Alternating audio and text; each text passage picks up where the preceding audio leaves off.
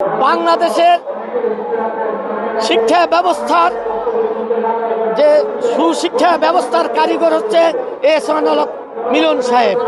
পরীক্ষা ছাড়া পাশ করিয়েছেন, যারা ক্লাস 1-এর ছাত্র তাদেরকে বিয়ের সার্টিফিকেট দিয়েছেন, এতে করে শিক্ষা ব্যবস্থাকে ধ্বংস করে দিয়েছেন।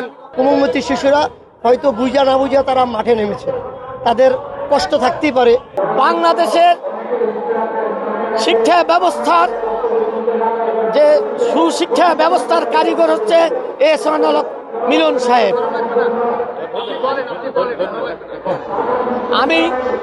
আমরা মনে করি বর্তমানে একটি গোষ্ঠী এই সরকার গণতন্ত্র সরকার বিরোধী অস্ত্রশীল করার লক্ষ্যে এই অশিক্ষায় শিক্ষিত কিছু ছেলেমেলে যাদের কথাবার্তাগুলো আপনারা যা দেখছেন, তাদের কথাবার্তার ভিতর বেয়াদবি ছাড়া আর কিছু নয়।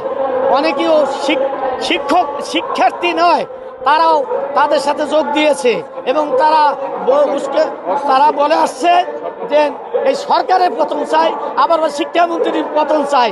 আপনাদের এই জাতির জানা উচিত, বিগত সরকারের সময় বর্তমান শিক্ষামন্ত্রী প্রতিমন্ত্রী হিসেবে দায়িত্ব পালন করার সময় স্বৈরাচার এরশাদের সময় যে ছাত্র সে শিক্ষার সমাজ ধ্বংস করেছিল, তার থেকে উদ্ধার করেছেন, নকল মুক্ত করেছেন, সুশিক্ষায় পরিণত করেছেন। সাবেক প্রধানমন্ত্রী দেশনেত্রী বেগম খালেদা জিয়া ওনাকে শিক্ষা প্রতিমন্ত্রী বানিয়েছিলেন। উনি 5 বছরের শিক্ষা খাতে ব্যাপক পরিবর্তন করেছেন, দৃশ্যমান পরিবর্তন করেছেন, জাতির জন্য যেটা আশীর্বাদ হিসেবে কাজ করেছে।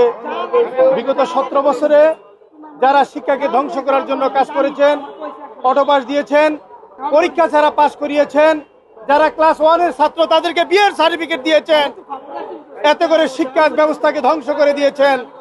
আর আজকে আবার বাংলাদেশ সরকারের মাননীয় প্রধানমন্ত্রী তারেক রহমান ডক্টর মিলন ভাইকে শিক্ষামন্ত্রী বানিয়েছেন।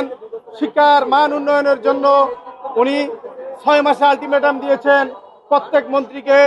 এর মধ্যে সারা বাংলাদেশের সকল মন্ত্রীদের মধ্যে শিক্ষা মন্ত্রণালয়ের দায়িত্বপ্রাপ্ত মন্ত্রী ডক্টর মিলন, উনি আলোচনার শীর্ষে।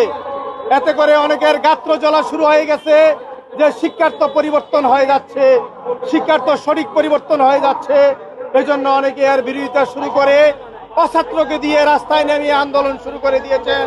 এতে করে জাতি ধ্বংস হবে, জাতিকে ধ্বংসের পথে নিয়ে যাবে বলে আমি মনে করি। ছাত্র নামদারি বিভিন্ন জায়গা থেকে এসে যে অপপ্রচার চালাচ্ছে, তার প্রতিবাদে আজকের এই প্রতিবাদ সমাবেশ। আমরা তীব্র কণ্ঠে এর প্রতিবাদ জানাচ্ছি। 2001 থেকে 2005 পর্যন্ত ডক্টর মিলন বাংলাদেশের শিক্ষাখাতকে এক উজ্জ্বল নক্ষত্রে পরিণত করেছেন। উনি তার জীবন বাজি রেখে বিভিন্ন জায়গায় হেলিকপ্টার নিয়ে নকল প্রতিরোধ করে এ জাতিকে একটি সুন্দর শিক্ষা ব্যবস্থা উপহার দিয়েছেন। আমরা আগামী দিনে আমাদের এই শিক্ষামন্ত্রীকে দেখতে চাই এবং আগামী দিনে একটি জাতি শিক্ষিত হলে একটি দেশ শিক্ষিত হবে, এই বলে আমি আমার বক্তব্য শেষ করছি। কোমলমতি শিশুরা হয়তো বুঝা না বুঝা তারা মাঠে নেমেছে, তাদের কষ্ট থাকতেই পারে। যেমন কঠিন পরীক্ষা হয়েছে ফিজিক্সে, এটা কঠিন পরীক্ষা ফিজিক্স হয়েছে, আবার একটা সেন্টারে পানি দিয়া বাচ্চারা কলেজে গিয়েছে পরীক্ষা দিতে। এটা সাময়িক একটু কষ্ট তাদের লাগতে পারে। সেই লাঘবটা শিক্ষামন্ত্রী সংসদে আবার এই লাঘবটা শেষ করে দিয়েছে। তখন ছাত্ররা ছিল তাদের অভিযোগগুলো, শিক্ষামন্ত্রী যখন লাঘবটা শেষ করে দিলেন, তাদের 6-7 নম্বর ফিজিক্সের যে প্রশ্নটা, এটা উনি বলছে এটা পূর্ণ নাম্বার দিয়ে দিবে। আর যে উনি যে কথাটা বলেছেন, এটার জন্য উনি কেউ দুঃখ পেয়ে থাকলে উনি দুঃখ প্রকাশ করেছেন। এর পরের যে আন্দোলনটা, এটা টোটালি সাপোর্টাস।